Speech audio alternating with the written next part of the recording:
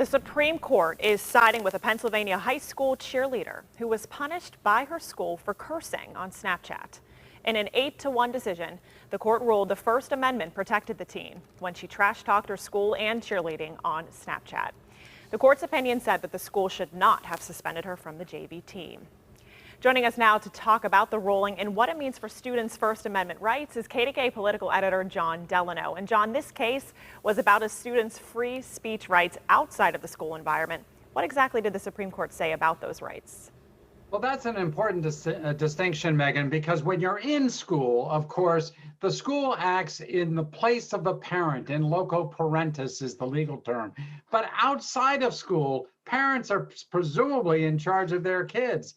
And what the court said today essentially was that this young 14-year-old who used the F word on social media regarding the school had free speech rights that really were more important than the school's interest in anything she had to say. And the bottom line is that the court said, and I'm going to read you just a sentence or two, off-campus speech will normally fall within the zone of parental rather than school-related responsibility. In other words, the parents were in charge. And they basically said that if the school district is going to try to interfere with what a student says outside of the school, they really have a heavy burden to justify it. And when it comes to political or religious speech, it's almost impossible for schools to regulate that.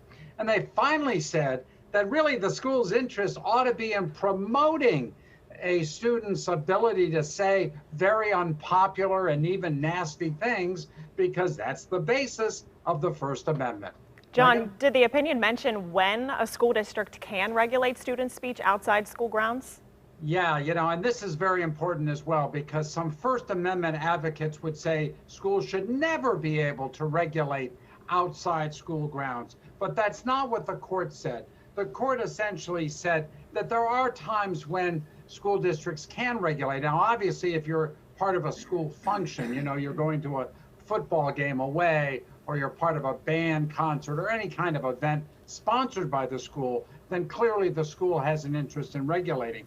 But they notice some other things too. For example, serious bullying or harassment targeting classmates or schoolmates, threats aimed at teachers or other students, the failure to follow rules, using equipment from the school, for example, a computer if you're doing online learning. I mean, all of these might be reasons why a school could regulate student speech in that context.